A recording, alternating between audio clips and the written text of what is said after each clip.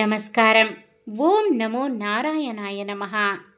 ఈరోజు మన షార్ట్ వీడియోలో ఆషాఢమాసం ఎప్పటి నుండి ఎప్పటి వరకు, ఆషాఢమాసం విశిష్టత, ఈ మాసములో ఏమి చేయాలి, ఏమి చేయకూడదో తెలుసుకుందాం.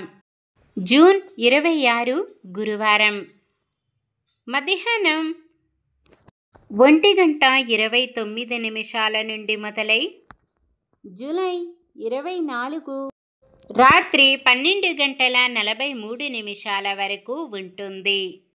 ఈ నెల మతపరమైన దృక్కోణం నుండి మాత్రమే కాకుండా సహజ, సామాజిక, ఆధ్యాత్మిక పరంగా కూడా చాలా ముఖ్యమైనది. ఈ నెల నుండే వర్షాకాలం ప్రారంభమవుతుంది. ఆషాఢమాసం యొక్క ప్రాముఖ్యత. సనాతన సంస్కృతిలో ఆషాఢమాసం విష్ణువు భక్తి, దాన ధర్మాలు, ఆధ్యాత్మిక సాధనకు ప్రత్యేక సమయంగా పరిగణించబడింది. ఈ నెలలో పూజ, ఉపవాసం, పుణ్యస్నానం వంటి మతపరమైన కార్యకలాపాలు జీవితంలో సానుకూల శక్తిని తెస్తాయని, కర్మఫలాలు అనేక రెట్లు పెరుగుతాయని నమ్ముతారు.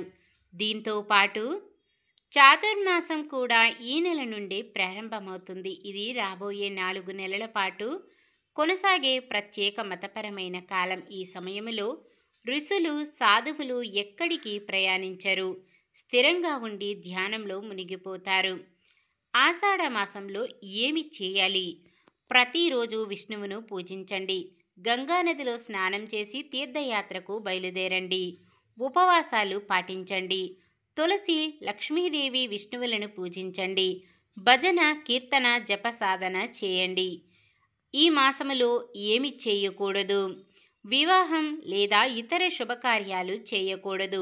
భవన నిర్మాణాన్ని నివారించండి. కొత్త వ్యాపారాన్ని ప్రారంభించకూడదు. మీ జుట్టు లేదా గోళ్లను కత్తిరించకూడదు. మాంసం, మద్యం తీసుకోవడం మానుకోండి. భూమిని తవ్వకూడదు. సాగు చేయకూడదు. గొడవ, కఠినమైన మాటలు లేదా కోపాన్ని నివారించండి. జై శ్రీమన్నారాయణ. లోకా సమస్త సుఖినో భవంతు.